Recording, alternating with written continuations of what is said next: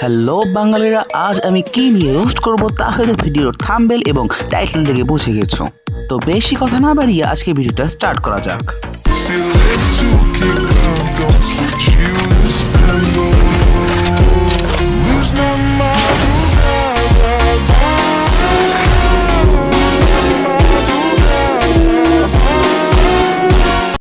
ওকে, আজ আমরা আমাদের বাংলাদেশ নিয়ে কথা বলবো।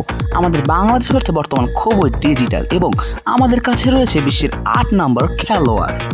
খাতে তাদের এত বড় অবদান, বিশ্বের ভিতরও তারা 8 নাম্বার। কিন্তু দেখেন, বাংলাদেশ তাদের মূল্যই বুঝলো না, গ্রেফতার করে ফেললো। তো ভাই, তোমরা কি জানো আমরা কি হারাইছি?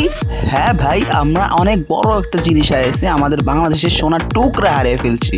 তারা ছিল বিশ্বের মধ্যে 8 নম্বর রেমিটেন্স যোদ্ধা। যদিও তারা মাঙের নাতি, তবুও তারা আমাদের বাংলাদেশকে রিপ্রেজেন্ট করতেছিল। ভাই শোন, টিকটক হচ্ছে এমন একটি কোম্পানি যার মধ্যে শুধু খাঁকি মাগি আর প্রতিবন্ধী ছাড়া কোনো কিছুই তৈরি হয় না। না মানে আমার একটা বিষয় দেখে খুবই হাসি পাইছে এবং খুবই আমি চিন্তায় পড়ে গেছি যে লাইভে এসব কি বলতেছে। ভাই, কেউ খারাপ কমেন্ট করিল না। কমেন্ট করবেন।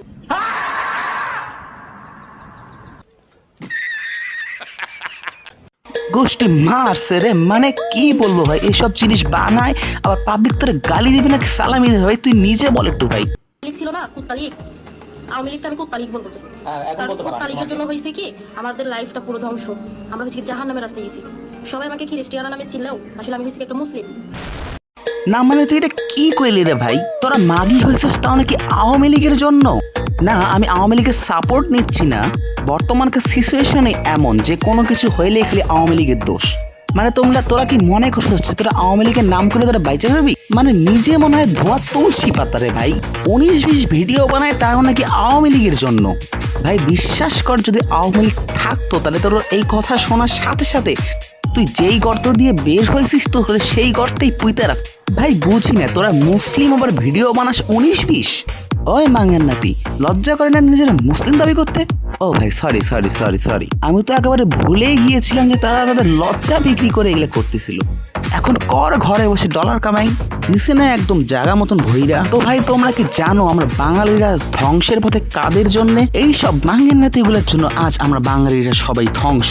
কিন্তু ভাই আমার একটা বিষয় খুবই ভালো লাগছে যে আইনের বিষয়ে যে প্রশাসন তাদের দিকে নজর দিয়েছে এবং তাদেরকে গ্রেফতার করেছে। মানে এইসব মাঙ্গের নাতিগুলো না জেলেই মানায়। যাই হোক ভাই, তারা নাকি আমাদের বাংলাদেশকে রিপ্রেজেন্ট করতেছিল। সবাই দেখে বাংলাদেশ দিনে এবং তারা বাংলাদেশকে দেখে রাত 12টার পর। মানে ভাই আমরা কোন দেশে বাস করি ভাই? কোন দেশে বাস করি? হ্যাঁ ভাই, এটাই বাংলাদেশ। তাও নাকি দেশে বাংলাদেশ না ভাই, সোনার বাংলাদেশ ভাই, সোনা ভাই। এমনিতে আমাদের দেশের নাম কিন্তু ভালো, কিন্তু এইসব মাঙ্গের নাতিগুলোর জন্য আমাদের দেশকে সবাই এরকম চোখে দেখছে এবং আমাদের দেশের নাম, আমাদের জাতির নাম নষ্ট করছে।